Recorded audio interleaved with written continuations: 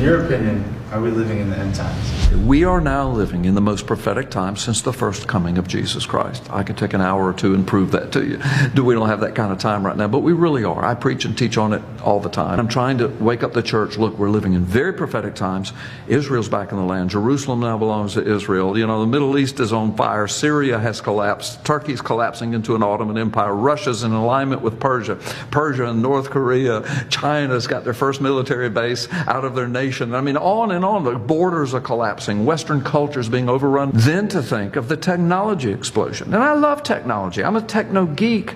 So I'm not one of those old guys that say, well, that newfangled stuff, that's of the devil. Well, but here's the deal. We have eaten of the tree of the knowledge of good and evil. So every technological boom that comes forward, CRISPR-Cas9, that's amazing. Genetic editing, that's astounding.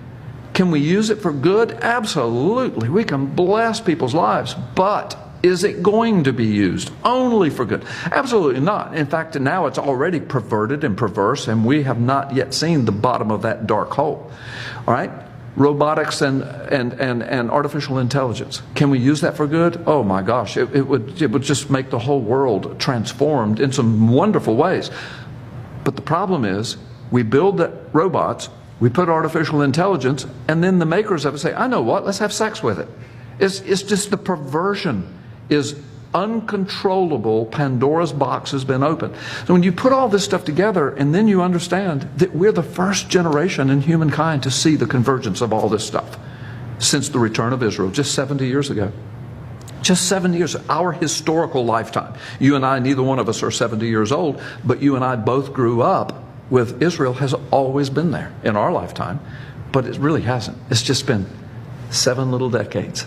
7 little decades it's been there. 2,700 years before that, there was no Israel. Yet the Word of God said in the last days, I'm bringing it back, and I'm paraphrasing, but God says it in Ezekiel 38, 39, says it in Deuteronomy 4, and several other scriptures. In paraphrasing, he says, and when I do this, then the nations will know that I am the Lord, and there is no other.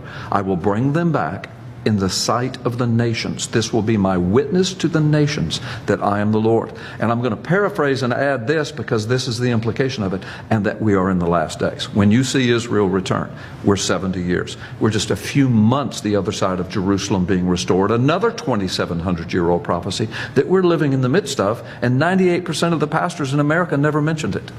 And to this day haven't mentioned it. So yes, we're living in the end times, and what that means is we're getting so close to the return of the Lord.